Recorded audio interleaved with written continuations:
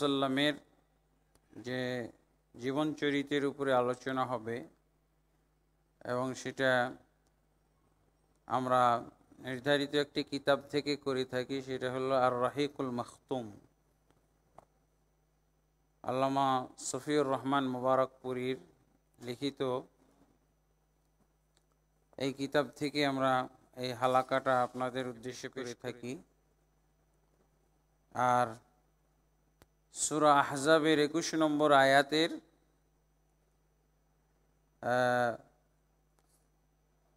তাফসীর অনুযায়ী আমরা আলোচনা করি, কারণ আল্লাহ তাবারক ওয়া তাআলা এই আয়াতে বলছেন, নিশ্চয়ই তোমাদের জন্য রসুলের মধ্যে রয়েছে উত্তম নমুনা, আদর্শ, দৃষ্টান্ত। সব কিছুর ব্যাপারেই তো আল্লাহ রসুল সাল্লাল্লাহু আলাইহি ওয়াসাল্লাম মুসলিম উম্মার জন্য দৃষ্টান্ত। এই জন্য এখানে সব কিছুই আলোচনা করা হয়। আলোচনা রয়েছে রাসূলুল্লাহ সাল্লাল্লাহু আলাইহি ওয়াসাল্লামের জন্মের পূর্বের কি অবস্থা ছিল, জন্মগ্রহণ করলেন কিভাবে, এতিম অবস্থায় জন্মগ্রহণ করলেন, তারপরে তার মা মৃত্যুবরণ করলেন, বিভিন্ন অসহায়ত্বের দুর্দশার ইতিহাস। এরপরে রাসূলুল্লাহ সাল্লাল্লাহু আলাইহি ওয়াসাল্লাম বড় হলেন, নবুয়ত প্রাপ্ত হলেন, নবুয়ত প্রাপ্তির পর কি ঘটল,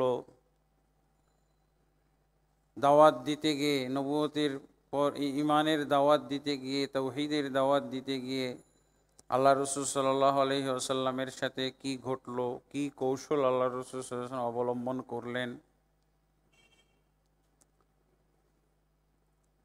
এরপরে রাসূলুল্লাহ সাল্লাল্লাহু আলাইহি ওয়াসাল্লামের প্রতি কিভাবে এই ইসলামের দাওয়াত দিতে গিয়ে, তাওহীদ ঈমানের দাওয়াত দিতে গিয়ে সমাজের পক্ষ থেকে বিভিন্ন ধরনের অত্যাচার, নিপীড়ন, নির্যাতন নেমে এসেছিল, এবং রাসূলুল্লাহ সাল্লাল্লাহু আলাইহি ওয়াসাল্লাম এইসবের মধ্যে বিভিন্ন কৌশল হিকমত অবলম্বন করে কিভাবে জাতিকে, মানুষকে দাওয়াত দিলেন এবং ইসলাম গ্রহণ করল, ইত্যাদি বিভিন্ন বিষয়ে আলোচনা। তা আমরা ধারাবাহিক আলোচনা করতে করতে এসে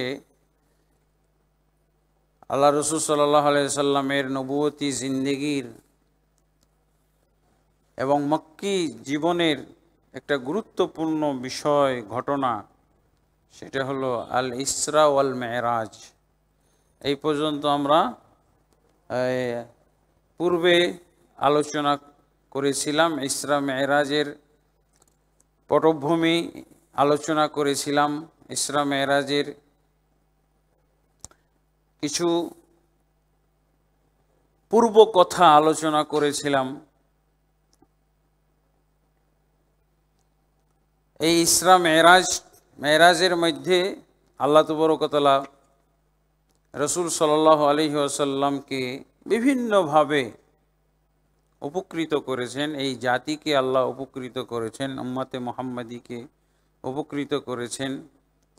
এবং এই যে আমরা একটা সালাত পড়লাম, দৈনন্দিন 5 ওয়াক্ত সালাত পড়ে থাকি, এই সালাত আমরা উপহার পেয়েছি ইসরা মেরাজের রাতে।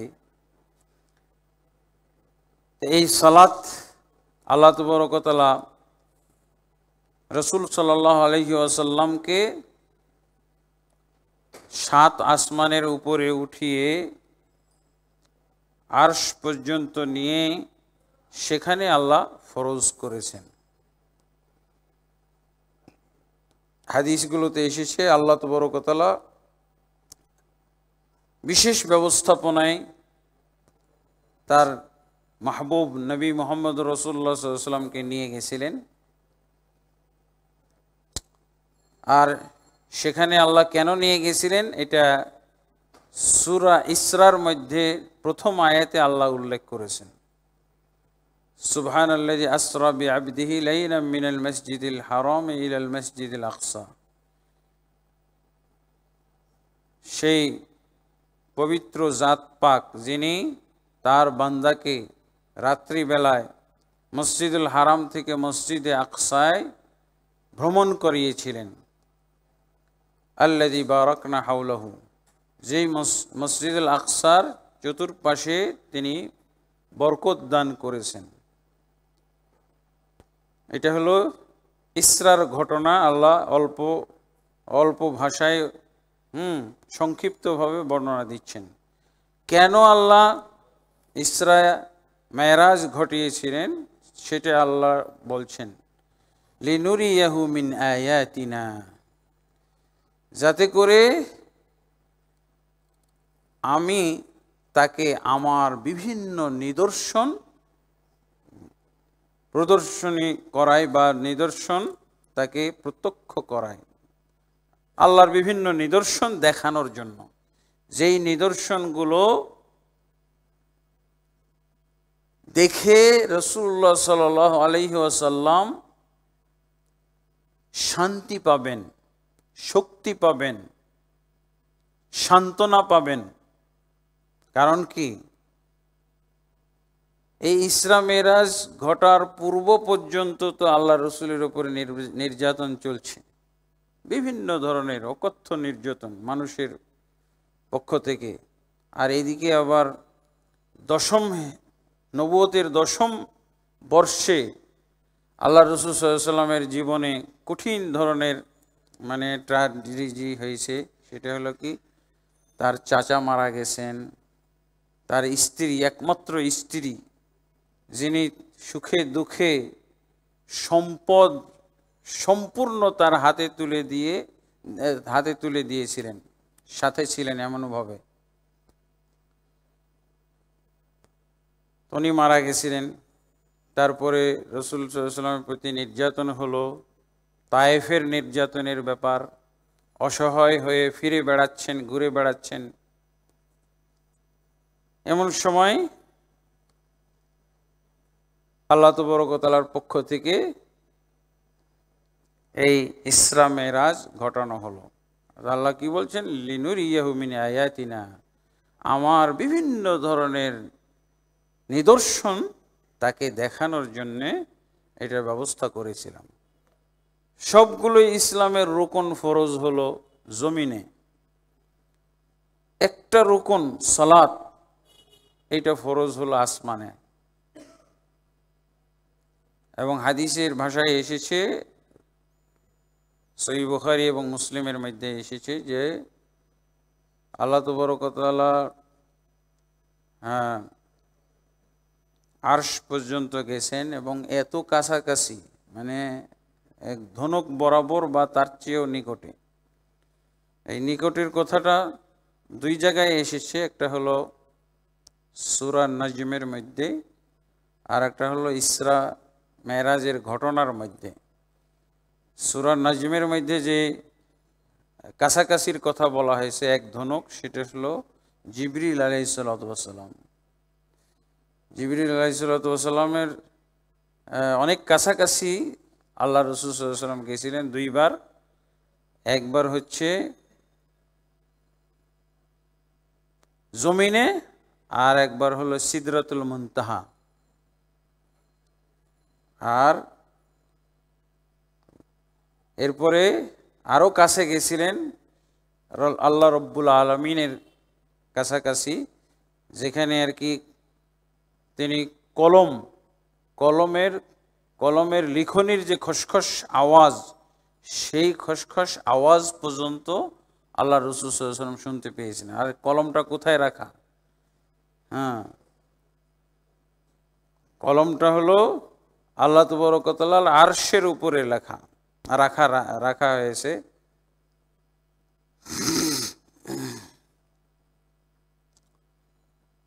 তো এখানে আল্লাহ রাসূল সাল্লাল্লাহু আলাইহি ওয়াসাল্লামের জন্য বিরাট একটা সান্ত্বনা ছিল।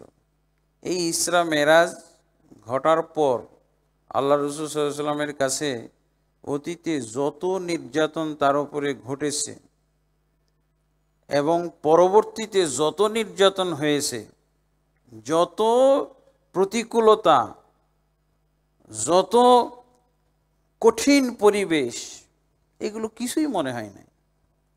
আল্লাহ যে নিদর্শনগুলো, যে প্রদর্শনীগুলো দেখিয়ে দিয়েছেন, আমরা কি চাইলে পারবো কয়েকশো কোটি টাকা খরচ করে?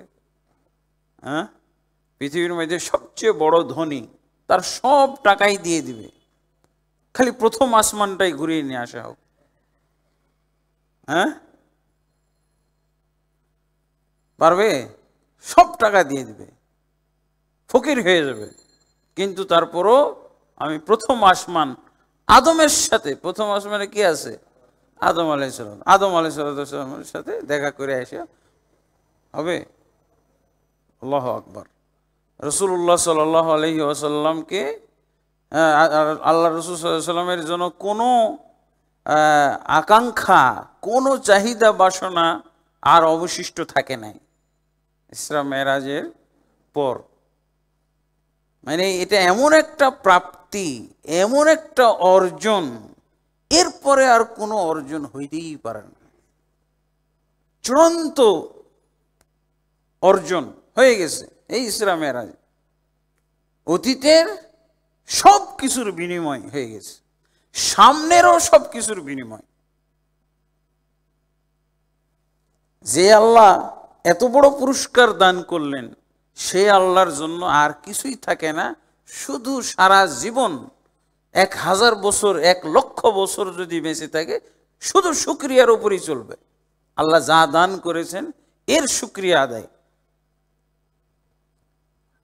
আর কোনো নির্যাতনেই নির্যাতন মনে হবে না, কোনো কষ্টই আর কষ্ট মনে হবে না।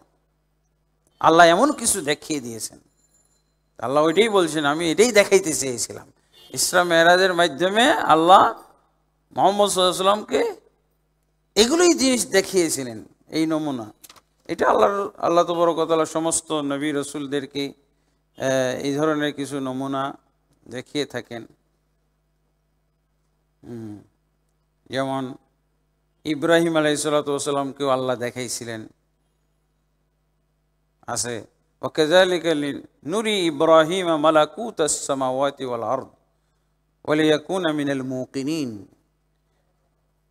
এভাবেই আমি ইব্রাহিমকেও আসমান এবং জমিনের তিনি কি বলে বিভিন্ন জগৎ দেখাইছেন, লিয়াকুনা মিনাল মুকিনিন, যাতে উনি ইয়াকিনকারীদের অন্তর্ভুক্ত হন। ইয়াকিন হলো ইমানের ঊর্ধ্বে শব্দ। ইমান তো হলো বিশ্বাস করা, আর এটা হলো সন্দেহাতীত বিশ্বাস। মুসা সম্পর্ক আল্লাহ বলছেন, লিনুরিয়াকা মিন আয়াতিনাল কুবরা, তোমাকে যে বিভিন্ন ধরনের নিদর্শন দিলাম, দেখাইলাম, দিলাম, এটা আল্লাহর বড় বড় নিদর্শনগুলোই দেখিয়েছি। ওয়ালিয়াকুনা মিনাল মুকিনিন, সবার ক্ষেত্রে আল্লাহ তাবারক ওয়া তাআলার উদ্দেশ্য হলো এইটা, যাতে করে সন্দেহাতীত বিশ্বাসী হইতে পারে। কোনো বিপদ আপদে, কোনো ঝামেলায়, কোনো সংশয় সন্দেহ সৃষ্টিকারীদের কবলে পড়ে যেন কোনো ধরনের সন্দেহের মধ্যে না পড়েন।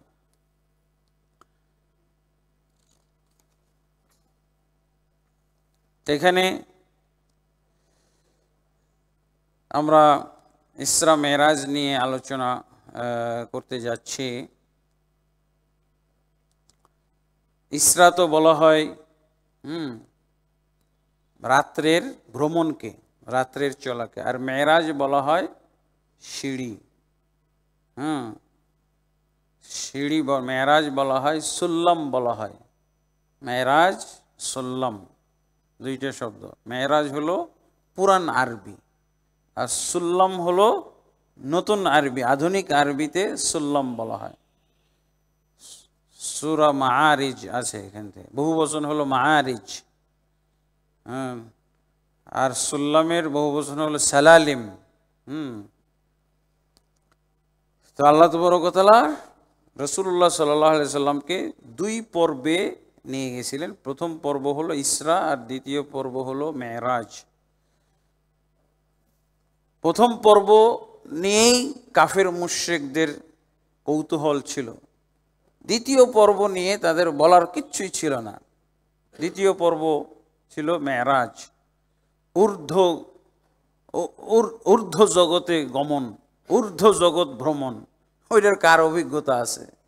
ওদের যতটুকু অভিজ্ঞতা ছিল এতটুকু অভিজ্ঞতার মধ্যে রাসূলুল্লাহ সাল্লাল্লাহু আলাইহি ওয়াসাল্লামকে তারা আটকানোর চেষ্টা করেছিল, তো আলহামদুলিল্লাহ পারে নাই।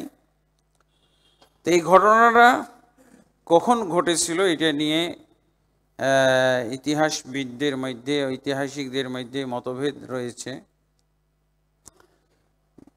বেশ কয়েকটা মতভেদ পাওয়া যায়, 6টা মতভেদ।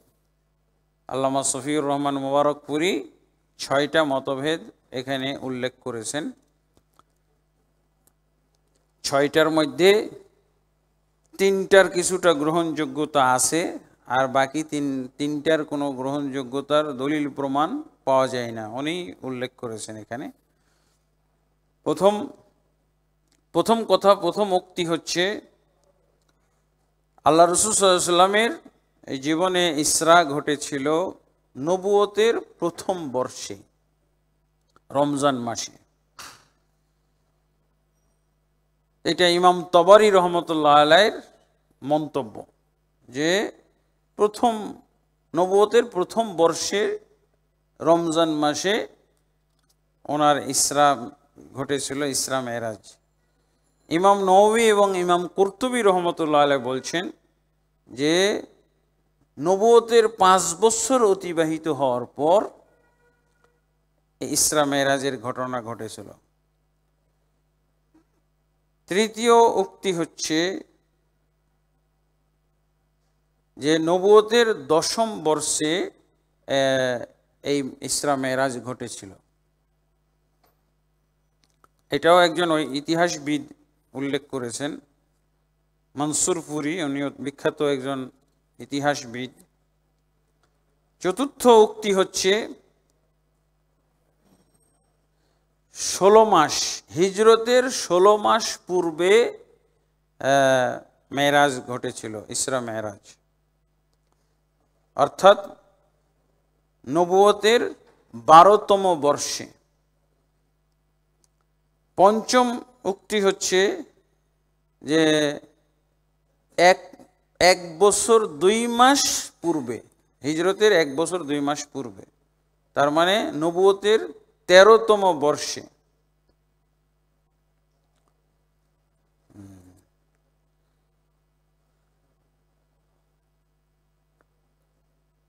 এরপরে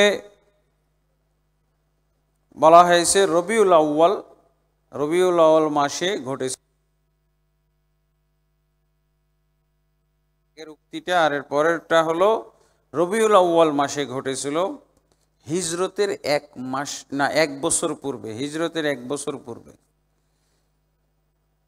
তো আগের 3টা বক্তব্য সম্পর্কে বলছেন শফিউর রহমান মুবারকপুরী যে আগের 3টা যে উক্তি, এই উক্তিগুলো আমরা ইসরা মেরাজের যে ঘটনার কিছু উপাদান আছে, ঘটনার কিছু বিষয় আছে, এই বিষয়গুলোর মাধ্যমে আমরা বলতে পারি যে আগের 3টা বক্তব্য ঠিক নয়। কারণ কি, খাদিজা রাদিয়াল্লাহু আনহা 10ম হিজরিতে, নবুয়তের 10ম বর্ষে মারা গেছেন, তখন পর্যন্ত সালাত বলে কিছু ছিল না। তার মানে বোঝা যায় যে ইসরা মেরাজের আগে সালাত যেহেতু ছিল না, অতএব এবং খাদিজা রাদিয়াল্লাহু আনহা সালাত পড়ে যেতে পারেননি, আর উনি 10ম নবুয়ত বর্ষে মারা গেছেন। কাজেই বোঝা যায় যে পরের কথাগুলোর মধ্যে গ্রহণযোগ্যতা আছে, তবে শেষের উক্তিটা সবচেয়ে বেশি গ্রহণযোগ্য, যে আল্লাহ রাসূল সাল্লাল্লাহু আলাইহি ওয়াসাল্লাম হিজরতের 1 বছর পূর্বে ইসরা মেরাজ ঘটেছিল।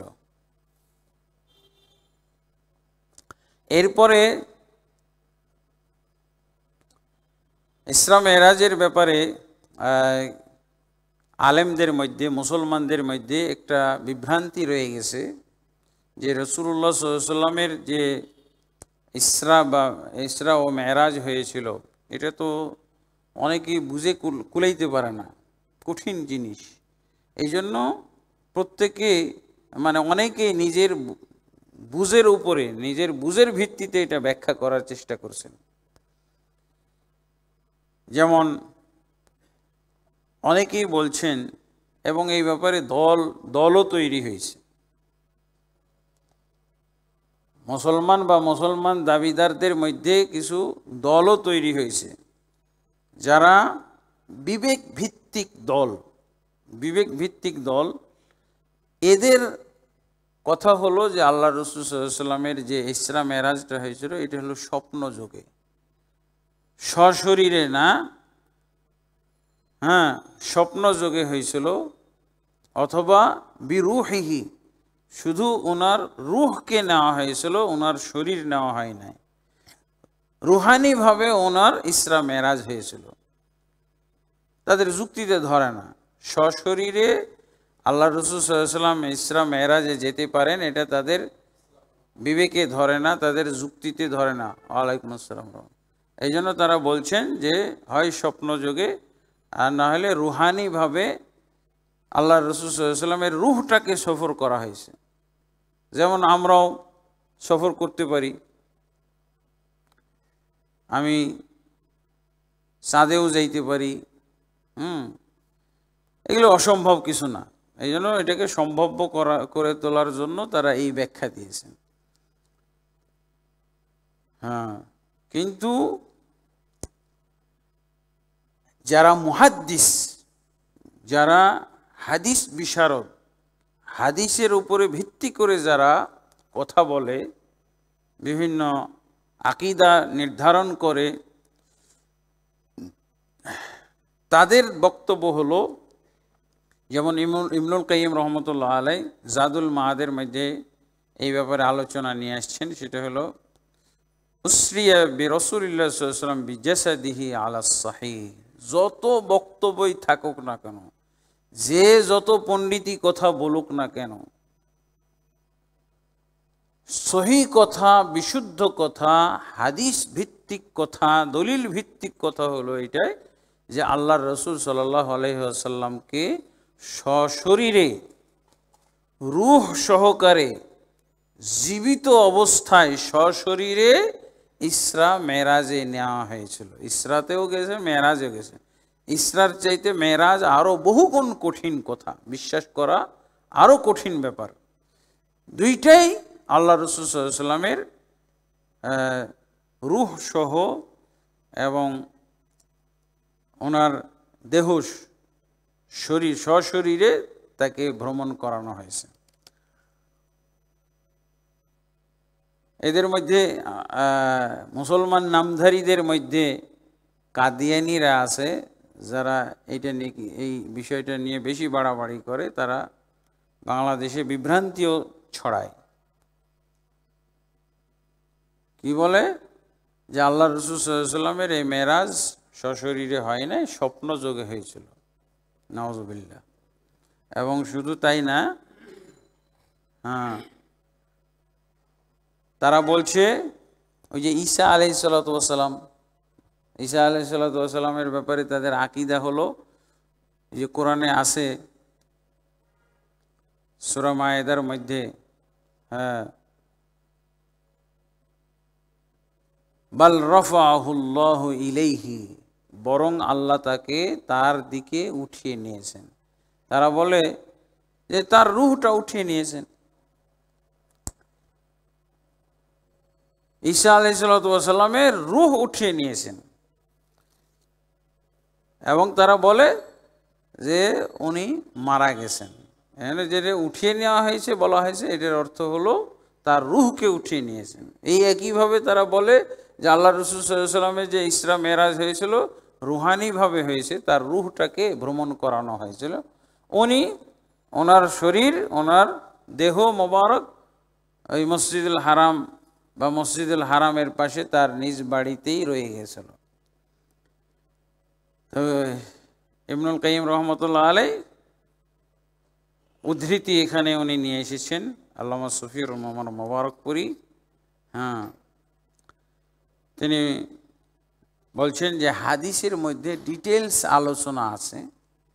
সেখানে জিবরিল আলাইহিসসালাম কিভাবে আসলেন আল্লাহ রাসূল সাল্লাল্লাহু আলাইহি ওয়াসাল্লামের কাছে, তারপরে রাসূলুল্লাহ সাল্লাল্লাহু আলাইহি ওয়াসাল্লামের কাছে নিয়ে আসলেন একটা বাহন, একটা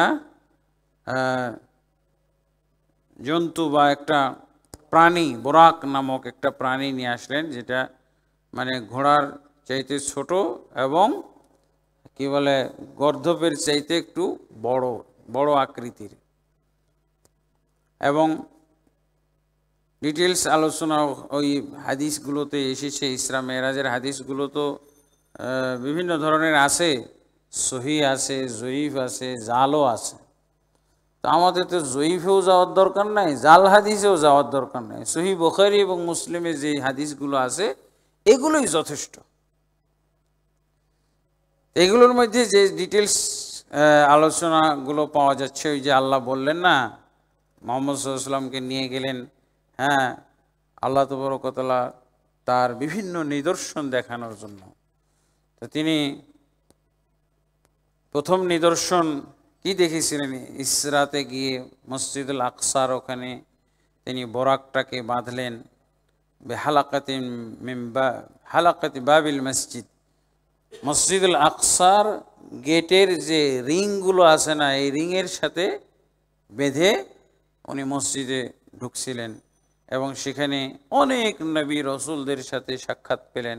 আল্লাহ উপস্থিত করেছিলেন সেদিন, এবং সেখানে আল্লাহ রসুল সাল্লাল্লাহু আলাইহি ওয়াসাল্লাম তাদেরকে নিয়ে ইমামতি করেছিলেন, ইমামত করে হ্যাঁ সালাত পড়িয়েছিলেন। সেটা আর কি বিশেষ সালাত। এই সালাত আগেও কখনো আল্লাহ রসুল শিখেননি, জানেননি, আর পরেও এই সালাত আর ছিল না। একদিনের, সেই দিনেরই শুধু সালাত, সেই দিনের সালাত, একদিনেরই একটা ইবাদত, যেটা আল্লাহ তাবারক ওয়া তাআলা রসুল সাল্লাল্লাহু আলাইহি ওয়াসাল্লামকে অন্যান্য নবী রসুলদের সাথে একত্র করেছিলেন এই ইবাদতের অজুহাতে। এই ইবাদতের আর কোনো অস্তিত্ব আগেও নেই, পরেও নেই। ওই সালাতটা কি আর পড়ছিলেন আল্লাহ রসুল সাল্লাল্লাহু আলাইহি ওয়াসাল্লাম? মাসে কি একবার করে পড়তেন? বছরে একবার পড়তেন? জীবনের প্রথম, ওইটাই প্রথম, ওটাই শেষ। এটা হলো সেই সালাত। তো এটা এরকমও ইবাদত আছে এককালীন, জীবনে একবার। জীবনে একবার মানে এমন একবার যে এরপর আর নফল বলেও কিছু না। হজও তো একটা ইবাদত, জীবনে একবার ফরজ, কিন্তু এই হজ তো আমরা বারবারও যাইতে পারি। আর ওই একই নিয়মেই করতে হবে। প্রথম হজ যেই নিয়মে করেছিলেন, পরের হজও ওই নিয়মে, শুধু নিয়ত পার্থক্য হবে। তো ওখানে আল্লাহ রাসূল সাল্লাল্লাহু আলাইহি ওয়াসাল্লাম তো এই পরিবেশ দেখে খুশি। উনি বুঝলেন, সেদিনই বুঝতে পেরেছিলেন যে আল্লাহ তাবারক ওয়া তাআলা তাকে শ্রেষ্ঠত্ব দান করেছেন। একেবারে চাক্ষুষ দেখা, প্র্যাকটিক্যাল দেখা। তো এটা বিরাট একটা সান্ত্বনা না? এটা একটা আল্লাহর নিদর্শন প্লাস সান্ত্বনা, যে আমাকে আল্লাহর জন্য কত কিছু করতে হবে, কত কি করা দরকার, যে আল্লাহ আমাকে এত মর্যাদা দিলেন। শুরুতে এই নিদর্শন, তারপরে উরিজা বিহি তিলকা লাইলা মিন বাইতুল মাকদিস ইলা সামাইদ দুনিয়া। এরপর আল্লাহ রাসূল সাল্লাল্লাহু আলাইহি ওয়াসাল্লামকে নিয়ে কোথায় গেলেন? মেরাজে গেলেন। মেরাজে গেলেন, জিবরিল আলাইহিস সালাম মেরাজে গেলেন। মেরাজ মানে কি? সিঁড়ি। কোন সিঁড়ি এটা? ইলেকট্রিক সিঁড়ি ছিল? হ্যাঁ, আসমানে উঠার সিঁড়ি। এটা হলো রব্বানি সিঁড়ি। রব্বানি সিঁড়ি বুঝেন? এটা কোন কোম্পানি? আল্লাহর বিশেষ সিঁড়ি, যেই সিঁড়ি দিয়ে হ্যাঁ, যেই সিঁড়ির মাধ্যমে, যেই সিঁড়ি রাসূল সাল্লাল্লাহু আলাইহি সাল্লামকে উঠিয়ে নিয়ে গেছে। আমাদের এই সিঁড়ি, ইলেকট্রিক সিঁড়ি, লিফট, এ তো আমাদেরকে উঠাচ্ছে, কিন্তু কত দেরিতে উঠাচ্ছে। আর রব্বানি সিঁড়ি, যেটার আল্লাহ তাবারক ওয়া তাআলা রসুলের জন্য বিশেষভাবে তৈরি করেছেন, সেই সিঁড়ি যে উঠাইছে, এটা তো বোরাক পর্যন্ত বুঝি আমরা, বোরাকের চলাটা তো বুঝি, কিন্তু এই সিঁড়ি যে কত দ্রুত গতিতে উঠেছে এইটা বুঝার কায়দা নাই। আল্লাহু আকবার। আমাদের কি, আমরা যে বিভিন্ন ধরনের মহাকাশ যান তৈরি করছি, কত গতি সম্পন্ন, আর আল্লাহর এই যে সিঁড়ি, রাসূল সাল্লাল্লাহু আলাইহি সাল্লামকে যে সিঁড়ি দিয়ে উঠিয়ে নিয়ে গেলেন, এটা কত গতি সম্পন্ন ছিল। আল্লাহু আকবার। শুধু আমরা হাদিসে কি পাচ্ছি, যে জিবরিল আলাইহিসসালাতু ওয়াসাল্লামের সাথে তিনি সেই অলৌকিক সিঁড়ির মাধ্যমে উঠে, এটার নাম হলো অলৌকিক সিঁড়ি বা রব্বানি সিঁড়ি, যেটা রাসূল সাল্লাল্লাহু আলাইহি সাল্লামকে দান করা হয়েছিল। রাসূল সাল্লাল্লাহু আলাইহি সাল্লামের জন্যই আল্লাহ তৈরি করেছিলেন, বাস একবারের জন্য, আর কোনো নবী রসুলের জন্য করা হয় না এই সিঁড়ি। বাস সেদিনই কাজে লাগছে। এটা কি স্টক আছে, রাখা আছে কোথাও? আবার কোনো নবীর জন্য নামানো হবে, শেষ একদিনের জন্য, এক রাতের জন্য। তারপরে ফাস্তাফতাহ লাহু জিবরিল, জিবরিল আলাইহিস সালাম সাথে আছেন। জিবরিল আলাইহিস সালাম প্রথম আসমানে, ইলা সামাই দুনিয়া, দুনিয়ার আসমানে গেলেন। সামায়ে, এটা কিন্তু হাদিসে বিভিন্ন জায়গায় ব্যবহার আছে। সামাউদ, শেষ তৃতীয়াংশ বাকি থাকতে সামাউদ দুনিয়ায় নেমে আসেন, আল্লাহ তাবারক ওয়া তাআলা নেমে আসেন। আর এদিকে রাসূলুল্লাহ সাল্লাল্লাহু আলাইহি ওয়াসাল্লাম উঠে যাচ্ছেন, সামাউদ দুনিয়ায় গেলেন প্রথম। হ্যাঁ, কি বলে, নবুয়তি সিঁড়ির মাধ্যমে বা অলৌকিক সিঁড়ির মাধ্যমে উঠে গেলেন। জিবরিল আলাইহিস সালাম তখন পারমিশন চাইলেন, প্রথম আসমানে ওঠার পর পারমিশন চাইলেন আসমান খোলার। ফাফুতিহা লাহু, তখন খুলে দেওয়া হলো। হাদিসে আছে আরো বিস্তারিতভাবে যে আপনার সাথে কে আছে, তখন উনি বলছেন আমার সাথে আল্লাহর দোস্ত পেয়ারা মাহবুব রাসূলুল্লাহ সাল্লাল্লাহু মুহাম্মদুর রাসূলুল্লাহ সাল্লাল্লাহু আলাইহি ওয়াসাল্লাম আছেন। তো সবাইকে জানানো ছিল, সাথে সাথে খুলে দিয়েছে। তারপরে ফরা হুনাকা আদামা আবাল বাশার, সেখানে আল্লাহ রাসূল সাল্লাল্লাহু আলাইহি ওয়াসাল্লাম যে দেখলেন আদম আলাইহিস সালাতু ওয়াসালাম। আল্লাহু আকবার, কত বড় সান্ত্বনা! একেবারে তিনি পিতাকে দেখে ফেললেন, সব মানব জাতির পিতাকে দেখে ফেললেন। আমরা আকাঙ্ক্ষা করলে হবে? আমরা মনে হয় স্বপ্নেও দেখি নাই। আর আল্লাহ রাসূল সাল্লাল্লাহু আলাইহি ওয়াসাল্লাম ওখানে আসমানে সরাসরি দেখলেন। ফাসাল্লামা আলাইহি, তো তাকে সালাম দিলেন। ও ফারহাবা বিহি, তখন তাকে উনি স্বাগত জানালেন। ওয়ারাদ্দা আলাইহিস সালাম, এবং তার সালামের জবাব দিলেন। ওয়া আকাররা বিনবুওয়াতিহি, এবং মুহাম্মদ সাল্লাল্লাহু আলাইহি ওয়াসাল্লামের নবুয়তের স্বীকৃতি দান করলেন। আল্লাহু আকবার। ওয়া আরাহুল্লাহু আরওয়াহাশ শুহাদা আন ইয়ামিনিহি, আর শহীদদের যত রূহগুলো আদম আলাইহিস সালামের ডান পাশে সব মানে সম্মিলিতভাবে সবাই ওখানে জমা আছে। ওয়ারওয়াহুল আশকিয়া আন ইয়াসারিহি, এবং যারা নিকৃষ্ট খারাপ, হতভাগা, তাদের মানে কাফের মুশরিক, তাদের রূহগুলো বাম পাশে। এরপরে ওরিজাবিহি ইলা সামাই সানিয়া, দ্বিতীয় আসমানে তাকে নিয়ে যাওয়া হলো এবং খোলার জন্য আবেদন করা হলো। সাথে সাথে খোলা হলো, এবং সেখানে গিয়ে রাসূলুল্লাহ সাল্লাল্লাহু আলাইহি ওয়াসাল্লাম ইয়াহইয়া বিন জাকারিয়া এবং ঈসা ইবনে মারইয়াম, এই দুইজনকে দেখলেন।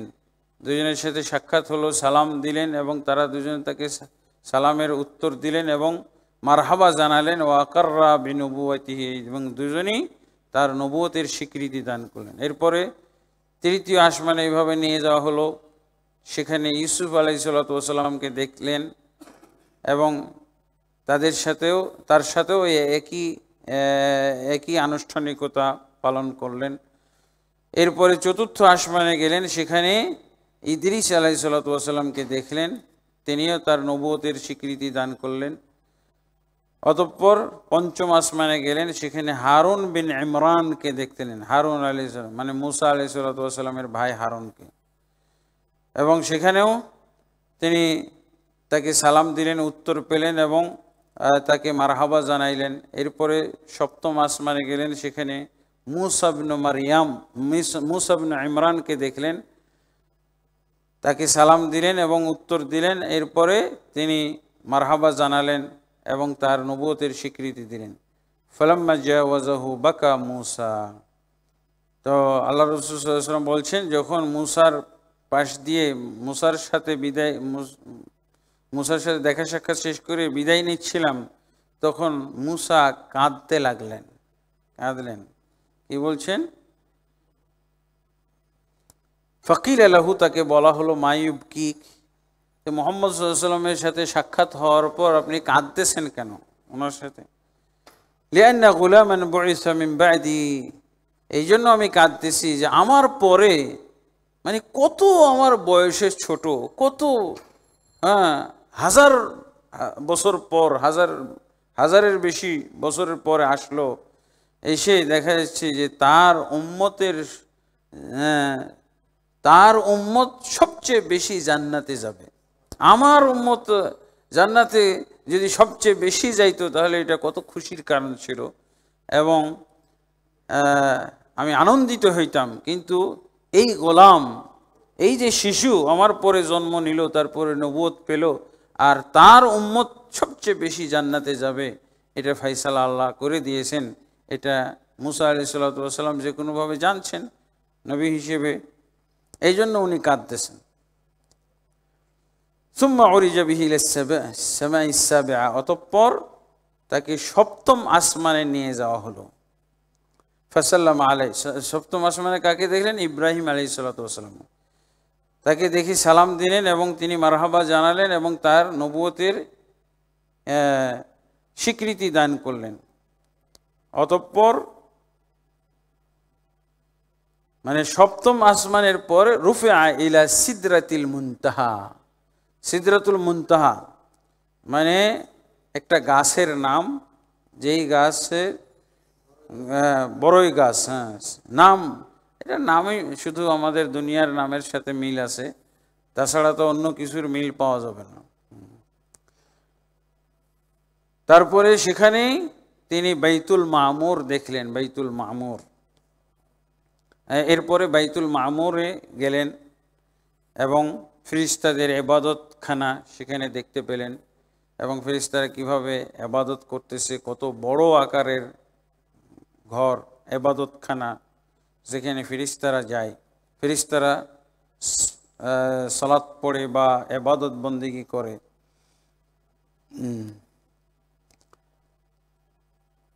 এবং এত পরিমাণ ফেরেশতা সেখানে ইবাদত বন্দেগী করে যে একবার ওখানে ইবাদত করে এরপর আর দ্বিতীয়বার চান্স পায় না। আল্লাহু আকবার। সুম্মা উরিজা বিহি ইলাল জব্বার জাল্লা ওয়া আলা, অতঃপর রাসূল সাল্লাল্লাহু আলাইহি ওয়াসাল্লামকে উপরে উঠানো হলো ইলাল জব্বার, মানে আল্লাহ তাবারক ওয়া তাআলার নিকটে, আল্লাহ তাবারক ওয়া তাআলার নিকটে। এটা আল্লাহর নিকটে, এটা তো আরো বিভিন্নভাবেই আল্লাহ বলেছেন। বাল রাফাআহুল্লাহু ইলাইহি, ঈসা আলাইহিসসালাতু ওয়াসাল্লামকে তার শত্রুরা হত্যা করে নাই, শুলে চড়াই নাই, সুনিশ্চিতভাবেই তাকে তারা হত্যা করতে পারে নাই, বরং আল্লাহ তাকে তার নিকটে উঠিয়ে নিয়েছেন। তা আল্লাহর নিকটে রাসূলুল্লাহ সাল্লাল্লাহু আলাইহি ওয়াসাল্লামকে আল্লাহ মেরাজ করালেন, মানে উপরে উঠাইলেন। তারপরে কি হলো? ফাদানা মিনহু, আল্লাহ তাবারক ওয়া তাআলা আল্লাহর এত কাছে গেলেন কানা কাবা কাউসাইনা আও আদনা, দুই ধনুক বরাবর কিংবা তার চেয়েও কম, দুই ধনুক বরাবর তার চেয়েও কম। তো দুই ধনুক এটা হলো মানুষের অনুমানে, মানুষের অনুমানে দুই ধনুক। আল্লাহ রাসূল সাল্লাল্লাহু আলাইহি ওয়াসাল্লাম ঈদের সালাত পড়তেন এক ধনুক বা দুই ধনুক যখন সূর্য উপরে উঠত। এটি কি আসলে তাই? এটা মানুষের চোখে একটা অনুমান, এটা মানুষের অনুমান ভিত্তিক কথা। তার মানে এখানে বোঝানো হয়েছে যে আল্লাহ তাবারক ওয়া তাআলার অনেক কাছে গেছিলেন। এখন এত কাছে গেছিলেন যে এই কাছে নিয়ে দেখা যায় যে মতভেদও হয়ে গেছে। কেউ কেউ বলছে আল্লাহকে দেখেই ফেলছেন, কাছে যাওয়া মানে আল্লাহকে দেখেই ফেলছেন, আল্লাহকে দেখেছেন, কিন্তু আসলে আল্লাহকে দেখেননি। এখন এই এত কাছাকাছি নেওয়ার পর আর আমাদের সমাজে আমাদের বক্তাদের বক্তব্যের মধ্যে, বক্তৃতার মধ্যে কত কি শোনা যায়। হ্যাঁ, আল্লাহ তাবারক ওয়া তাআলা মনে হচ্ছে যে এরকম একটা রুম, নাউজুবিল্লাহ, ঢুকতেছেন দরজা দিয়ে, জুতা খুলে ঢুকতেছেন, আর আল্লাহ কি দেখে ফেললেন জুতা খুলে আসতেছে, নাউজুবিল্লাহ। তখন আল্লাহ বলছেন যে হে আমার হাবিব, আপনি জুতা পরেই আসেন, আমার আরশটা ধন্য হোক। লা হাওলা ওয়ালা কুওয়াতা ইল্লা বিল্লাহ। এগুলো হলো ওয়াজ না আওয়াজ? এগুলো হ্যাঁ, এই ওয়াজ কিনে নেয়, হ্যাঁ, মানুষ লাখ লাখ টাকা দিয়ে, হ্যাঁ, হেলিকপ্টার দিয়ে এই এই বক্তা আসে এই ওয়াজ শোনানোর জন্য, নাউজুবিল্লাহ। এইটা এবং এটার সাথে মিলাই যে আল্লাহ তাবারক ওয়া তাআলা মূসা আলাইহিস সালাতু ওয়াস সালামকে জুতা খুলতে বললেন দুনিয়ার একটা মাঠে, সেই মাঠ থেকে আল্লাহ তাবারক ওয়া তাআলা মূসার সাথে কথা বলবেন ওই মাঠে, হ্যাঁ, সেই মাঠে যেতে বললেন, আর ওই মাঠেই জুতা খুলতে বললেন। আমাদের নবীর কত মর্যাদা, নাউজুবিল্লাহ, বলতেছে যে আমাদের নবীর জুতা পরতে বললেন, খুলে ফেলতেছিলেন, সেখানে কি বললেন যে আপনি জুতা পরে আসেন, এই জুতা পরা পায়ে আপনি আমার আরশে আসবেন, এইটার অপেক্ষায় আমি আসি এতদিন থেকে, নাউজুবিল্লাহ। আর এরা আবার আল্লাহর আরশের উপরে থাকা বিশ্বাস করে না, আর আরশ নিয়ে এখন কি ওয়াজ চলতেছে। আল্লাহ আরশে গেলেন, তারপরে আল্লাহ তাবারক ওয়া তাআলা সর্বত্র বিরাজমান। তো এতগুলো কি, এই যে এতক্ষণ যাবত যে আমরা শুনলাম, প্রথম আসমান, দ্বিতীয় আসমান, তৃতীয় আসমান, তারপরে বলা হচ্ছে অরিজ, উপরে উঠানোর সিঁড়ি, সিঁড়ি দিয়ে উপরে উঠানো। অরুজ মানে হলো উপরে উঠানো, আর নুজুল মানে হলো নিচে নামা। অরিজা, আল্লাহ রাসূল সাল্লাল্লাহু আলাইহি ওয়াসাল্লামকে উপরে উঠানো হয়েছে। আর এরা কি বলতেছে? আল্লাহ সর্বত্রে বিরাজমান, নাউজুবিল্লাহ। আল্লাহ সর্বত্রে, এটা একটা বিরাট আকীদা না? এই কিস্সাগুলো পড়তে পড়তেই তো আকীদা সহি হয়ে যাওয়ার কথা। যে কিস্সা শুনে আমরা যে ওয়াজ শুনি, একটু তো বাতিল কথাগুলোর মধ্যেও তো হক কথা এসে যায়। তো এটা কখনো মাথায় জাগে না যে হুজুর আপনারা যে বলেন আল্লাহ সর্বত্রে বিরাজমান, অথচ মেরাজের কিস্সায় এই 7 আসমান সিদরাতুল মুনতাহা অতিবাহিত হওয়ার পর তারপরে আল্লাহ রাসূল সাল্লাল্লাহু আলাইহি ওয়াসাল্লাম আল্লাহর আরশে গেলেন, আর আল্লাহ তখন আল্লাহ রাসূল সাল্লাল্লাহু আলাইহি ওয়াসাল্লামকে জুতা পায়ে আরশের মধ্যে ঢুকতে বললেন। ঠিক, তাহলে কিভাবে আল্লাহ সর্বত্রে বিরাজমান থাকে? এত ওয়াজ করলেন এত সুন্দর করে, তারপরে এখন বলতেছেন যে আল্লাহ সর্বত্রে বিরাজমান, আল্লাহ মুমিনের কলবের মধ্যে, নাউজুবিল্লাহ।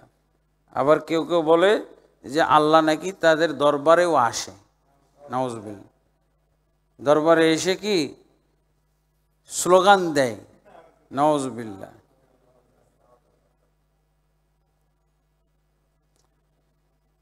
এটা খুবই হাস্যকর। আমাদের ভারতবর্ষে এই মুসলমানই বেশি, দেওবন্দি বলেন, বেরেলভি বলেন, সবাই তারা এই বিশ্বাস করে। দেওবন্দ মাদ্রাসা থেকে শুরু করে তারা বলতেছে আল্লাহ সর্বত্রে বিরাজমান। আল্লাহর আরশে থাকাকে এবং এগুলো সব এই এতগুলো কিভাবে বলবে, এতগুলো এই যে এত ডিটেলস আলোচনা আছে আল্লাহ রাসূল সাল্লাল্লাহু আলাইহি ওয়াসাল্লামের মেরাজ সম্পর্কিত, এত ডিটেলস আলোচনা, ওরা কি বলতেছে?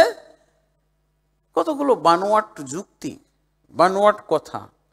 আল্লাহর ক্ষেত্রে উপর নিচ, ডান বাম, হ্যাঁ, এগুলো কথা বলাই শোভনীয় না, শোভা পায় না, এগুলো বলা যাবে না।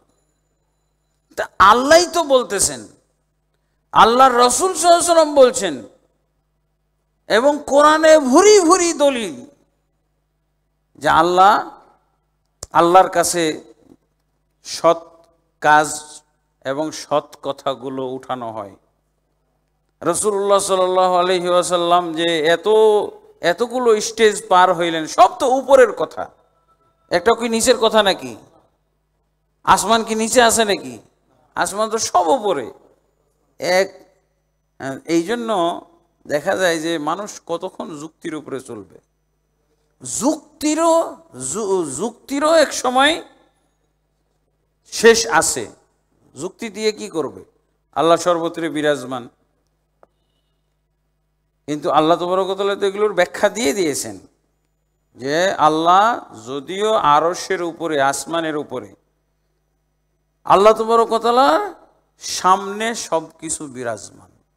এই জন্য তো আল্লাহ তাবারক ওয়া তাআলা তিনি হচ্ছেন খালেক, তিনি হচ্ছেন সবচেয়ে সর্বোচ্চ ক্ষমতার অধিকারী। আল্লাহর ক্ষমতা, তিনি আরশের উপরে আছেন। আর আরশের অবস্থানটা তো আমরা জানলাম মেরাজের ঘটনায়, হ্যাঁ, 7 আসমান পার হয়ে সিদরাতুল মুনতাহা, তারপরে হলো আরশ। এবং তারা বলতেছে ওখানে যে আল্লাহর সাথে নাকি রাসূল সাল্লাল্লাহু আলাইহি ওয়াসাল্লামের সাক্ষাৎ হয়েছে। এই পর্যন্ত যাইতে একবার জুতা নিয়ে ঢুকছে, আবার সাক্ষাৎও হয়েছে। সাক্ষাৎ হওয়ার সময় কিন্তু এই যে সাক্ষাতের ওয়াজ করে আল্লাহ রাসূল সাল্লাল্লাহু আলাইহি ওয়াসাল্লামের সাথে সাক্ষাৎ হলো, মানে এক জাল হাদিস থেকে আরেক জাল হাদিস, জাল আর জাল, জালিয়াতি আর জালিয়াতি। তো রাসূল সাল্লাল্লাহু আলাইহি ওয়াসাল্লাম নাকি আল্লাহর কাছে আবেদন করলেন, দাবি করলেন যে আল্লাহ, আমার যে মেরাজটা হইল, আমাকে যে মেরাজ করাইলেন, আপনার আরশ পর্যন্ত নিয়ে আসলেন, দেখা সাক্ষাৎ করাইলেন আপনার সাথে, আমার উম্মত যদি আমার কাছে দাবি করে যে আমাদেরও দরকার, আমাদেরকেও এই মর্যাদার ব্যবস্থা করে দেন, আমরাও যেন মেরাজ যাইতে পারি, তার মানে লাইন ধরবে, আচ্ছা ঠিক আছে তোমরা আগামী সপ্তাহে, আগামী মাসে, এইরকম। তাহলে কতজনের মেরাজ হইতো? তা আল্লাহ রাসূল সাল্লাল্লাহু আলাইহি ওয়াসাল্লামকে সহজ বিদ্যে শিখাই দিলেন, আসসালাতু মিরাজুল মুমিনিন। এক জাল হাদিস দিয়ে আরেক জাল হাদিসের পরিবেশ সৃষ্টি করা হয়। জাল হাদিস সৃষ্টি করে। এরই তো আল্লাহ রাসূল সাল্লাল্লাহু আলাইহি ওয়াসাল্লামের সাথে আল্লাহর সাক্ষাৎ, এরই তো হলো জাল হাদিস। এবং আয়েশা রাদিয়াল্লাহু আনহা কঠিনভাবে প্রতিবাদ করেছেন। দুইটা ভাষা পাওয়া যায় সহিহ বুখারী এবং মুসলিমে, মান হাদ্দাসাকুম আন্না রাসূলুল্লাহ সাল্লাল্লাহু আলাইহি ওয়াসাল্লাম রাআ রাব্বাহু ফাকাদ কাযাবা। তোমাদের কাছে যেই ব্যক্তি হাদিস বর্ণনা করবে এই মর্মে যে রাসূলুল্লাহ সাল্লাল্লাহু আলাইহি ওয়াসাল্লাম আল্লাহকে দেখেছেন, সে মিথ্যাবাদী। সহিহ বুখারী মুসলিমের হাদিস। তাকে তোমরা হাদিস, যে তোমাদেরকে হাদিস শোনাবে, তা হাদিস শোনার কাজ কে? হুজুরের না? হুজুরই তো হাদিস শোনায়। এই যে আল্লাহকে দেখেছে, এই হাদিস কে শোনায়? রিকশাওয়ালা, ক্ষেত মজুর, ওই মাটি কাটা লেবার, হুজুর তো শোনায়। এই স্টেজের মধ্যে, ওয়াজের মধ্যে বলে।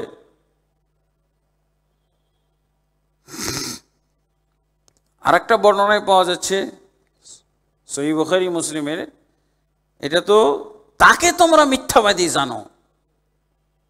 আর আরেকটা বর্ণনায় হচ্ছে, যে ব্যক্তি তোমাদের কাছে এরকম হাদিস বর্ণনা করবে আন্না রাসূলুল্লাহ সাল্লাল্লাহু আলাইহি ওয়াসাল্লাম রাআ রাব্বাহু, যে রাসূলুল্লাহ সাল্লাল্লাহু আলাইহি ওয়াসাল্লাম তার রবকে দেখেছেন, ফাকাদ আযমা আলাল্লাহিল ফিরিয়া, তো সেই ব্যক্তি আল্লাহর উপরে বিরাট ধরনের তহমত লেপন করেছে।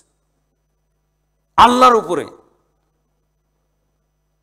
সে ব্যক্তিকে মিথ্যাবাদী বলো এক বর্ণনা, আর এক বর্ণনায় বলা হচ্ছে যে এই ব্যক্তি কোনো মাখলুকের উপরে তহমত লেপন করে নাই। কার উপরে তহমত লেপন করেছে? আল্লাহর উপরে তহমত লেপন করেছে, আল্লাহকে সে অপবাদ দিয়েছে। কারণ কি? আল্লাহ নিজেই বলে দিয়েছেন লা তুদরিকুহুল আবসার, কোন চক্ষুওয়ালা আল্লাহকে দেখতে সক্ষম নয়। ওয়া হুয়া ইউদরিকুল আবসার, অথচ আল্লাহ তাবারক ওয়া তাআলা সব চক্ষুওয়ালাদেরকে, সব চক্ষুসমানদেরকে দেখে থাকেন। ওয়া হুয়াল লাতীফুল খাবীর, এবং তিনি সূক্ষ্মাতি সূক্ষ্ম জিনিস দেখেন, অবলোকন করেন, জানেন। এটি হলো আয়াত।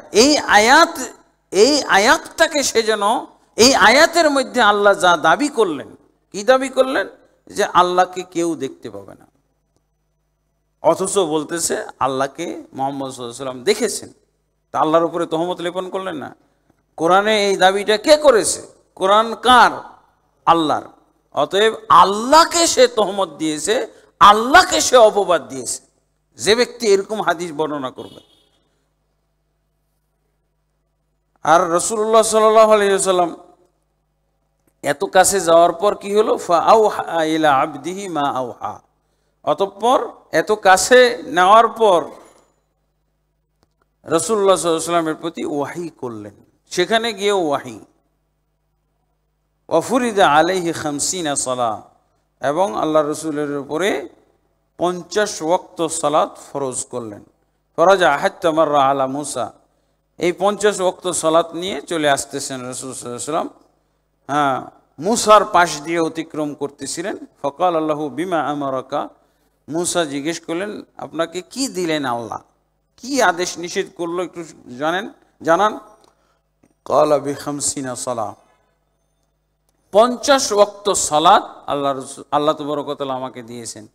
ক্বালা ইন্না উম্মাতাকা লা তাতিক, মুসা আলাইহিস সালাম বললেন যে আমি অভিজ্ঞতা থেকে বলছি তোমার উম্মত 50 ওয়াক্ত সালাত পড়তে পারবে না, সক্ষম নয়।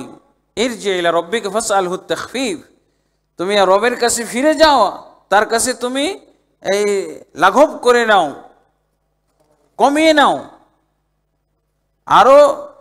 আরো কমাইতে হবে অনেক। ফালতাফাতা ইলা জিবরিল, জিবরিল আলাইহিস সালাতু ওয়াস সালামের দিকে তাকাচ্ছেন, তখনও জিবরিল আলাইহিস সালাতু সাথে। মুসা যখন এই প্রস্তাব দিলেন, জিবরিলের দিকে তাকাচ্ছেন আল্লাহ রাসূল সাল্লাল্লাহু আলাইহি ওয়াসাল্লাম, কান্নাহু ইস্তাশিরুহু, যেন জিবরিলের কাছে উনি পরামর্শ চাচ্ছেন। জিবরিল আপনি কি বলেন? তখন উনি বললেন ফাশারা আন-নাম, জিবরিল আলাইহিস সালাতু ওয়াস সালামও এই একই পরামর্শ দিলেন, বললেন হ্যাঁ মুসা আলাইহিস সালাতু ওয়াস সালাম যা বলছেন এটাই ঠিক। হ্যাঁ, ইনশিতা, আপনি যদি চান তাহলে আল্লাহর কাছে আবার নিয়ে যাই আপনাকে। ফাআলা বিহি জিবরিল হাত্তা আতা বিহিল জব্বার, আল্লাহ তাবারক ওয়া তাআলার কাছে আবার উপস্থিত হলেন, ওহু ফি মাকানিহি। আর রাসূলুল্লাহ আল্লাহ তাবারক ওয়া তাআলা তার অবস্থানে আছেন। হাযা লফজুল বুখারী, সফিউর রহমান মুবারকপুরি বলছেন এটা হলো বুখারীর ভাষা। ফাওয়াযা আনহু 10, অতঃপর 10 কমিয়ে দিলেন। সুম্মা আনজালা হাত্তা মাররা বিমুসা ফাখবারাহু ইরজি ইলা রাব্বিক, অতঃপর আবার মুসার পাশ দিয়ে যাচ্ছিলেন, বললেন যে হ্যাঁ আল্লাহ 10 কমিয়ে দিয়েছে, বলছে আরও কমাইতে হবে। এরপরে কয়েকবার এভাবে যাতায়াত করে জাআলাহা 5 ওয়াক্ত করলেন। ফামারহু মুসা বিররুজু, এরপরও মুসা আলাইহিস সালাতু ওয়াস সালাম বললেন যে না আরও কমাইতে হবে, আরও কমিয়ে নেন, আপনি যান। ওয়াসওয়াল, তখন কি ফাস্তাহিয়াইতুম, ক্বালা কাদ ইস্তাহিয়াইতুম মির রাব্বি, বলছে আমি এখন লজ্জা পাইতেছি, আর যেতে পারবো না, আমার লজ্জা লাগতেছে। ওয়ালাকিন্নী আরদা ওয়া উসাল্লিম, বলছে আমি এতেই রাজি, আমি এটা গ্রহণ করলাম। ফালাম্মা বাউদা নাদা মুনাদিন, যখন অনেক দূর চলে এসেছেন তখন আল্লাহর পক্ষ থেকে ওয়াহি করা হলো, মানে আহ্বান জানিয়ে দেওয়া হলো, আমদাইতু ফরিদতি ওয়া খাফফতু আন ইবাদি, আমার যা ফরজ আমি করতে চেয়েছিলাম সেই ফরজ আমি কার্যকর করেছি। এই 5 ওয়াক্তের মধ্যেই আমি আমার ফরজ 50 ওয়াক্ত কার্যকর করেছি। তার মানে 5 ওয়াক্তেই আমি 50 ওয়াক্তের সওয়াব দান করব। আল্লাহু আকবার। এখানে ইবনুল কাইয়িম রহমতুল্লাহ আলাই একটা নোট দিয়েছেন যে আমরা যদি আল্লাহকে, রাসূলুল্লাহ সাল্লাল্লাহু আলাইহি ওয়াসাল্লাম অনেক কাছে গিয়েছেন, এটা যদি আমরা দেখতে যাই তাহলে কিছু মতভেদ পাওয়া যাচ্ছে। যেমন কিছু কিছু সাহাবী ইবনু আব্বাস রাদিয়াল্লাহু থেকে পাওয়া যাচ্ছে যে আল্লাহকে দেখেছেন কি তার অন্তর দ্বারা। তো অন্তর দ্বারা দেখেছেন, তো অন্তর দ্বারা দেখা আর কি বলে চক্ষু দ্বারা দেখা, চর্মচক্ষু দিয়ে দেখা, এটার মধ্যে তো অনেক পার্থক্য। অন্তর দ্বারা দেখা এটা সম্ভব, মানে আল্লাহর ক্ষেত্রে আল্লাহকে যে কোনোভাবে অনুভব করা, এটা তো অবশ্যই নবীদের পক্ষে এটা সম্ভব, নবীদের পক্ষে এটা সম্ভব। কিন্তু সরাসরি চর্মচক্ষু দিয়ে রাসূলুল্লাহ সাল্লাল্লাহু আলাইহি ওয়াসাল্লাম আল্লাহকে দেখেছেন এমনটা কেউ দাবি করেননি। হ্যাঁ, আর যেটা বলেছেন রাআ বিফুয়াদিহি বা বিকলবিহি, তার কলব দ্বারা দেখেছেন, তার অন্তর দ্বারা দেখেছেন, এইটা চর্মচক্ষুর দেখার অবশ্যই বিপরীত না, কিন্তু চর্মচক্ষু আর অন্তর্চক্ষু দিয়ে দেখা অনেক পার্থক্য আছে। কেউ যদি এইটা উদ্দেশ্য নেয় তাহলে ঠিক বলা যাইতে পারে।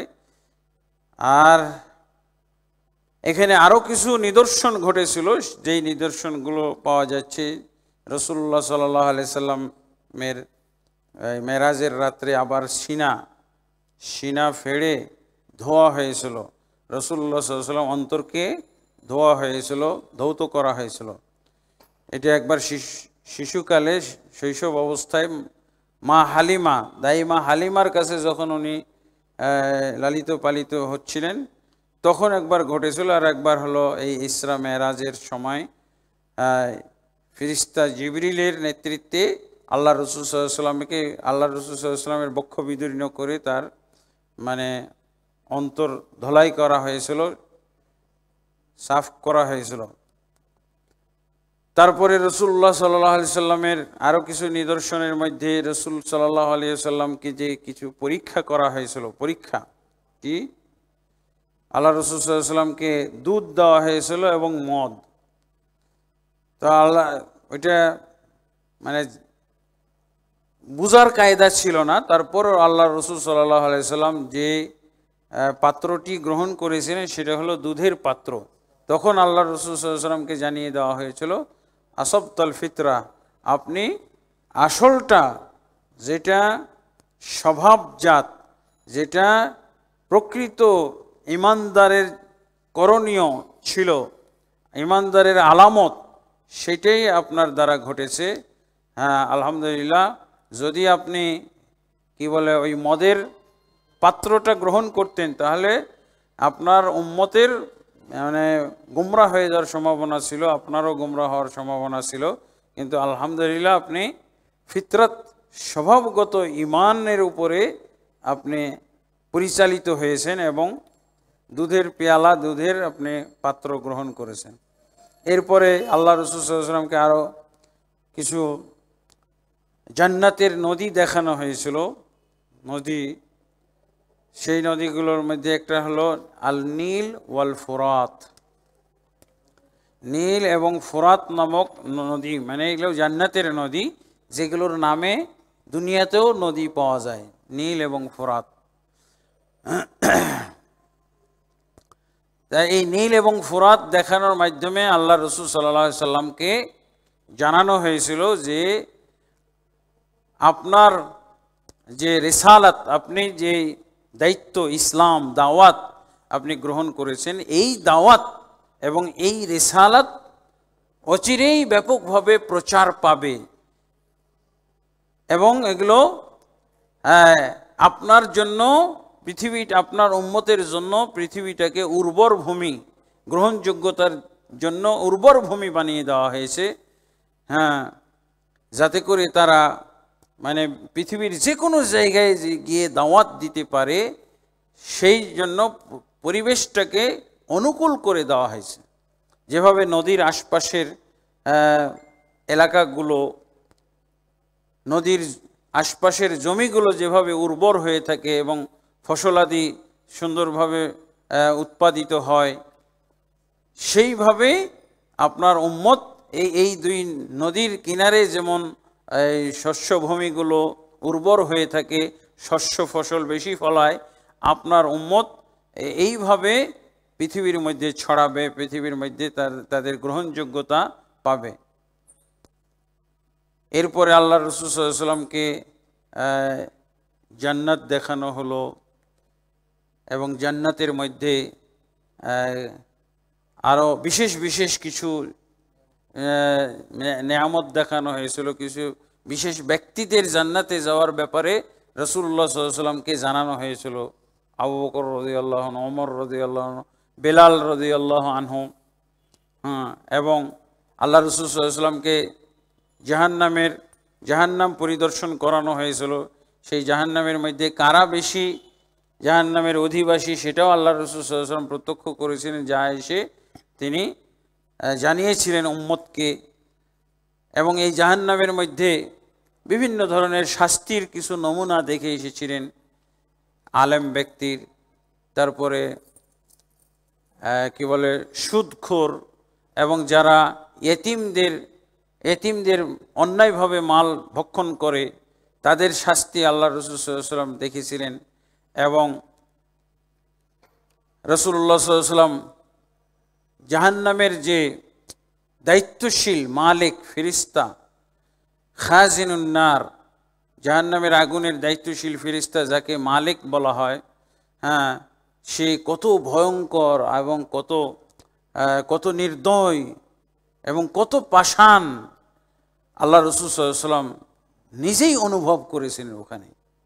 তার মধ্যে হাস্যোজ্জ্বলতা তো নাই, কখনো সে জীবনে হেসেছে কিনা, হাসবে কিনা আদৌ এটার কোনো সম্ভাবনা নাই। হ্যাঁ, তার চেহারা দেখেই মানে চেহারাটাই এত ভয়ঙ্কর যে এটা একটা শাস্তি, চেহারা দেখলে একটা শাস্তি হয়ে যায়, মানে এত ভয় ভীতি সঞ্চারিত হয়। আল্লাহ রাসূল সাল্লাল্লাহু আলাইহি ওয়াসাল্লাম সেখানে দেখলেন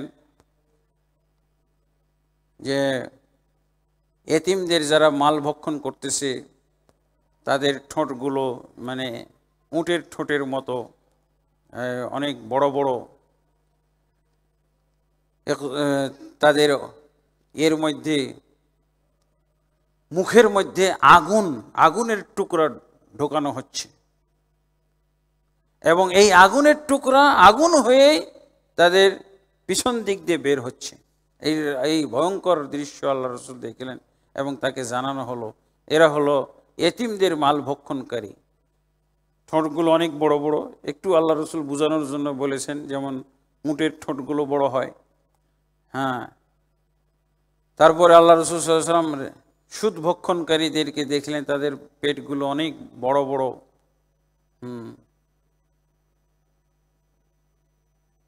তারপরে আল্লাহ রাসূল সাল্লাল্লাহু আলাইহি ওয়াসাল্লাম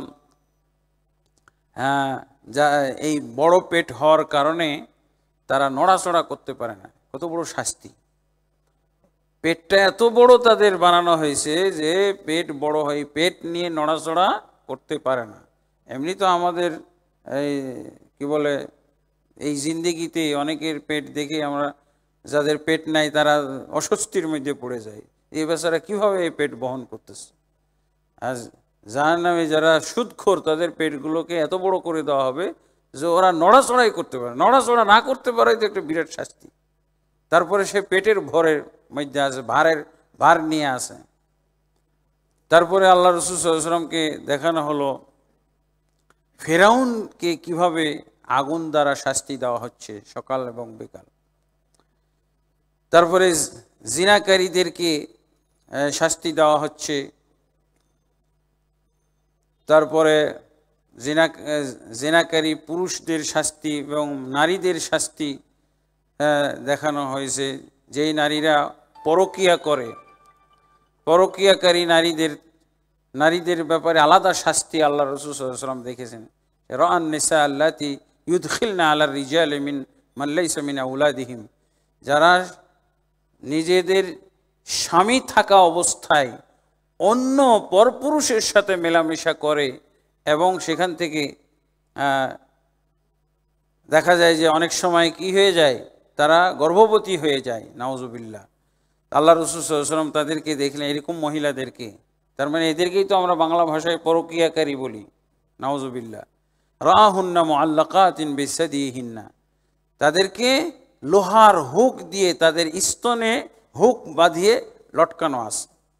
এটা হলো তাদের শাস্তি। আল্লাহ রাসূল সাল্লাল্লাহু আলাইহি ওয়াসাল্লাম জাহান্নামে দেখে এসেছেন এবং আল্লাহ রাসূল সাল্লাল্লাহু আলাইহি ওয়াসাল্লাম আরও কিছু নমুনা দেখেছেন। এবং আসার সময় যখন আল্লাহ রাসূল সাল্লাল্লাহু আলাইহি ওয়াসাল্লাম আসতেছিলেন এবং যাইতেছিলেন, তো একটা ওই বণিক দলের সাথে দেখা হয়েছিল।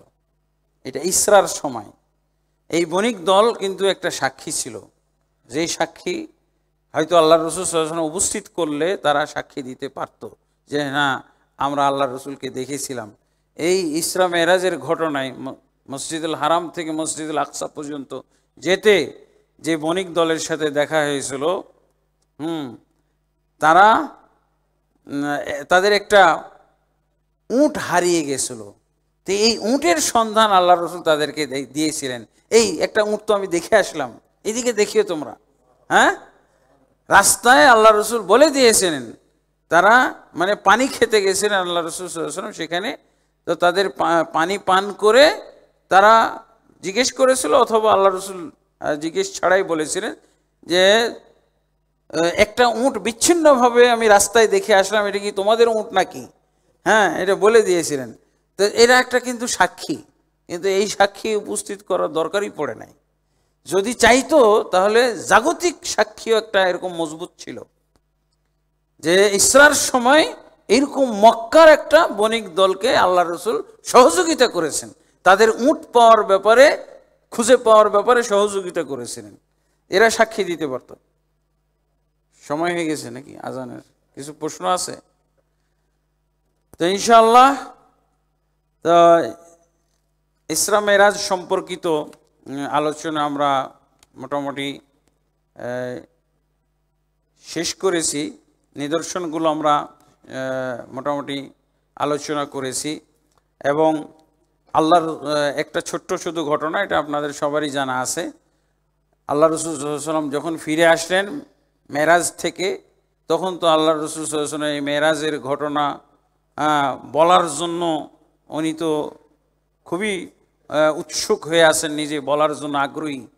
কিন্তু এটা যখন বাড়িতে এসে শেয়ার করলেন আত্মীয় স্বজনের মধ্যে, তারা বলা শুরু করলো যে আমরা সব বিশ্বাস করি, আপনি এটা বলেন না, মসজিদে গিয়ে বলেন না। আল্লাহ রাসূল সাল্লাল্লাহু আলাইহি ওয়াসাল্লামকে নিষেধ করলো পরিবারের লোকেরা যে এটা মসজিদে গিয়ে, এটা হলো আল্লাহর ঘটানো ঘটনা, এর মধ্যে তো কল্যাণ আর কল্যাণ। আর তারা জাগতিক মন, জাগতিক বুদ্ধি বিবেচনার মাধ্যমে বুঝতেছে যে বর্ণনা না করলে ভালো। আর আল্লাহ রাসূল সাল্লাল্লাহু আলাইহি ওয়াসাল্লাম এটা বলার জন্য ব্যস্ত, কখন ফজর হবে আর কখন উনি ফজরের সালাত পড়ে বলানো শুরু করবেন। হ্যাঁ, তো আল্লাহর রহমতে বলাতে তো উপকার হয়েছে।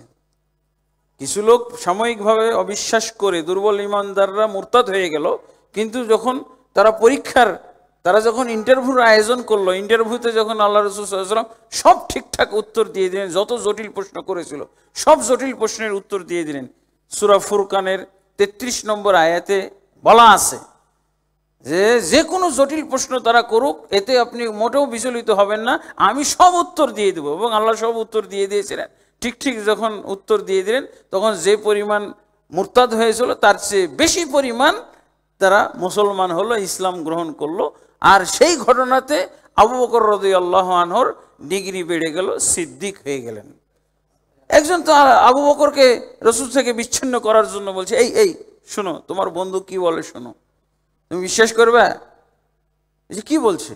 বলছে উনি নাকি গত রাত্রে মসজিদুল আকসা বাইতুল মাকদিস গেছে, আবার 7 আসমান আল্লাহর কাছ থেকে ভ্রমণ করে এসেছে, 5 ওয়াক্ত সালাত নিয়েছে, এগুলো বলতেছে মসজিদে। বলছে যে হ্যাঁ আমি নিজের কানে শুনে আসলাম। তুমি নিজের কানে শুনছো? হ্যাঁ নিজের কানে শুনছি। উনি বলতেছে, বলছে উনি যদি সত্যি বলে থাকে আর তুমি নিজের কানে শুনে এসেছো, তাহলে সত্যি বলেছেন, উনি মিথ্যা বলতে পারেন না, একেবারে 100% সত্য কথা। আল্লাহু আকবার। আবু বকর রাদিয়াল্লাহু আনহু ডিগ্রি বেড়ে গেল, উনি সিদ্দিক উপাধি পেয়ে গেলেন সেদিন থেকে। আলহামদুলিল্লাহ। তো আজকে এর মাধ্যমে আমরা ইসরা মেরাজের ঘটনা সমাপ্ত করলাম।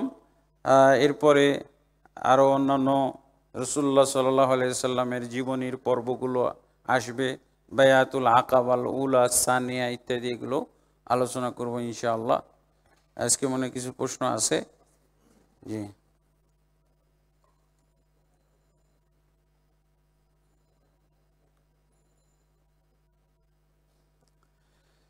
আলহামদুলিল্লাহ। একজন প্রশ্ন করেছেন, যুবকদেরকে ইসলামী দাওয়াতের ব্যাপারে উৎসাহ প্রদান করে কিছু বলার অনুরোধ, এক্ষেত্রে করণীয় বর্জনে কি? এটা তো লম্বা আলোচনা। তো আমরা এতটুকুই বলবো যে আল্লাহর রাসূল সাল্লাল্লাহু আলাইহি সাল্লাম যুবকদেরকে খুবই মূল্যায়ন করতেন, কাছে টেনে নিতেন তাদের কাছে। সুহাইব, মুসআব বিন উমাইর একজন কত বিলাসী ফ্যামিলির একজন যুবক ছিল। সেই যুবকটাকে আল্লাহ রাসূল সাল্লাল্লাহু আলাইহি সাল্লাম ব্যবহার করলেন মদিনার ইসলাম প্রচারের জন্য, মদিনায় ইসলামের দাওয়াত দেওয়ার জন্য। এবং যুবকদের মধ্যে সেই শক্তি এবং সেই উৎসাহটা থাকে, যেই শক্তি এবং উৎসাহ দ্বারা তারা কিছু বাস্তবায়ন করতে ঘটাইতে পারে। মুসআব বিন উমাইর বাড়িতে বাড়িতে গিয়ে কোরআনের সবক দিয়ে, কোরআনের অর্থ এবং কোরআনের নির্দেশনা তালিম এমন ব্যাপকভাবে তিনি দিলেন যে প্রত্যেক ঘরেই মুসলমান তৈরি হয়ে গেল, আলহামদুলিল্লাহ। এবং আল্লাহ রাসূল সাল্লাল্লাহু আলাইহি সাল্লাম মক্কা থেকে মদিনায় আসার আগেই কি বলে পুরোপুরি 100% দিন কায়েমের পরিবেশ তৈরি হয়েছিল। শুধু আল্লাহ রাসূল ঘোষণা দিয়েছেন, যে পরিমাণের লোকের দরকার কার মাধ্যমে হইল? সব যুবক পার্টি ছিল। তা আমাদের এই দাওয়াতের যে কি বলে আমাদের যে উদ্যম দরকার, দাওয়াতের ক্ষেত্রে যে আগ্রহ দরকার, দাওয়াতের ক্ষেত্রে যে আমাদের সাহসিকতা দরকার, এবং আমাদের অবশ্যই এটা আমাদেরকে গ্রহণ করতে হবে। এর জন্য আল্লাহ রাসূল সাল্লাল্লাহু আলাইহি সাল্লামের যে সাহাবীদের মধ্যে যারা যুবক ছিল, তাদের যে জীবনী পাওয়া যায় হায়াতুস সাহাবার মধ্যে, এই জীবনীগুলো বেশি বেশি আমাদেরকে পড়তে হবে। এবং যুবক ছাড়া বিজয় সম্ভব না, কোথাও না। মুরব্বীরা পরামর্শে থাকবে, কিন্তু বাস্তবায়ন এবং কার্যকরী কিছু করতে হলে যুবকদের প্রয়োজন। এবং আলেমদের সোহবতে থাকতে হবে, সৎ সাথীর সাথে থাকতে হবে।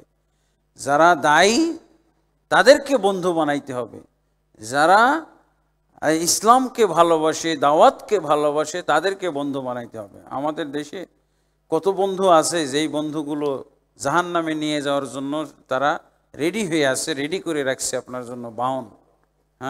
তার সাথী হলেই তাকে জাহান্নামে নিয়ে যাবে। দোয়াতুন আলা আবওয়াবি জাহান্নাম, আল্লাহ রাসূল সাল্লাল্লাহু আলাইহি ওয়াসাল্লাম বলছেন এমন এক যুগ আসবে, সেই যুগটা হবে শুধু জাহান্নামের দিকে দাওয়াত দানকারী।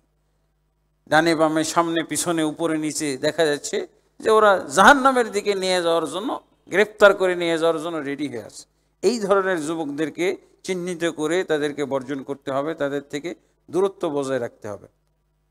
আরেক ভাই প্রশ্ন করেছেন, আহলে হাদিস মানে কি? আহলে হাদিস কেন দলের নাম? আহলে হাদিস মানে, আহলে হাদিস শব্দটা হলো ফারসি শব্দ, আর এর আরবি হলো আহলুল হাদিস। আহলুল হাদিস মানে কোরআনকেও হাদিস বলা হয়েছে আর নবীর বাণীকেও হাদিস বলা হয়েছে। তাহলে আহলে হাদিস বলতে কোরআন এবং হাদিসের অনুসারী। আহল মানে অনুসারী, আহল মানে ওয়ালা, হাদিস ওয়ালা বা অনুসারী। এইটা হলো আহলে হাদিস। তাহলে অবশ্যই আহলে হাদিস হইতেই হবে। আহলে হাদিস কেউ যদি না হয় ওর মুসলমানও হওয়া সম্ভব না। হাদিসওয়ালা কোরআনওয়ালা না হলে তো হইতে পারবে না। তো এই জন্য, আর এটা নাজাতপ্রাপ্ত দলের 10টা মতো নাম আছে, তার মধ্যে এইটা একটা নাম, বুঝা গেছে। তবে আহলে হাদিস যদি এই নামটার মধ্যেই আমরা থাকি, কিন্তু অনেক সময় দেখা যায় যে আমরা ভালো আহলে হাদিস, খারাপ আহলে হাদিস, মন্দ আহলে হাদিস, হ্যাঁ, এগুলো জমিয়ত আহলে হাদিস, আন্দোলন আহলে হাদিস, এই যে আহলে হাদিস, যখন আমি আহলে হাদিসের সাথে কোনো শব্দ যোগ করব তখন ওইটা আর আহলে হাদিস আদর্শ থাকবে না, তখন ওটা দল হয়ে গেল। আপনি দল বুঝবেন কি করে? আমির যদি দেখা যায়, এই যে এইটা আহলে হাদিসের একটা আমির, এইটার একটা সভাপতি, এইটার একটা সভাপতি, সভাপতি মানে দল। আপনি বলেন দেখি এই এই 1300 বছরের আমিরগুলোর নাম বলেন। 1300 বছর, এটা 1400 বছরের মধ্যে এই কাহিনী ঘটাইছি আমরা, অমুক আহলে হাদিসের সভাপতি আমির উনি। আপনি 1300 বছরের আহলে হাদিসের কতটি ইয়ের নাম বলেন, সভাপতির নাম বলেন, দলের নাম বলেন। এখন তো অনেকটি বলতে পারবেন, কিন্তু 1300 বছরের আগের রসুলের যুগ থেকে 1300 বছরের মধ্যে কয়টা আপনি নাম বলতে পারবেন আমিরের? এইটা হলো নাম। যতক্ষণ পর্যন্ত আহলুল হাদিস আপনি পরিচয়ে আসেন, আদর্শের মধ্যে আসেন, তখন এটা দলের নাম না। যখন আপনি সামনে পিছনে আরো কিছু নাম যোগ করে সভাপতি যোগ করবেন, দপ্তর যোগ করবেন, তখন এগুলো দলের নাম, বোঝা গেছে। ঈসা আলাইহিসসালাম দুনিয়াতে মারা গিয়েছেন কিনা? না, ঈসা আলাইহিসসালাম তিনি হলেন কিয়ামতের বড় আলামতগুলোর একটা আলামত। উনি আসবেন, দুনিয়া পরিচালনা করবেন ঠিক রসুল সাল্লাল্লাহু আলাইহি সাল্লামের আদলে, এবং উনি সরাসরি পরিচালনা করবেন না, কি বলে ইমাম মাহাদির তিনি সহযোগী হিসেবে ইমাম মাহাদির সাথে দাওয়াতি কাজ করবেন এবং দুনিয়াতে ইসলাম কায়েম করবেন। এবং উনি একটা বিশেষ কাজ করবেন, যেহেতু উনি ইহুদি নাসারাদের নবী, তিনি ইহুদিদেরকে তাদের এই যে শিরকি এবং কুফরির কারণে হত্যা করবেন এবং খিনজির হত্যা করবেন। হ্যাঁ, তারা যে খিনজিরকে হালাল করে নিয়েছে, এই জন্য তিনি খিনজির হালাল করবেন। এবং তিনি ক্রুশ, তারা যে ঈসা নবীর ধর্মের মধ্যে ক্রুশ ঢুকাইছে, এই ক্রুশকে উনি ধ্বংস করবেন। হ্যাঁ, এইগুলো করা ওনার কাজ বাকি আছে। হ্যাঁ, এবং কোরআনের মধ্যে এটাও আছে, ঈসা আলাইহিস সালাম লা ইউমিনান্না ওয়া ইন মিন আহলিল কিতাবে ইল্লা লা ইউমিনান্না বিহি ক্বাবলা মাউতি।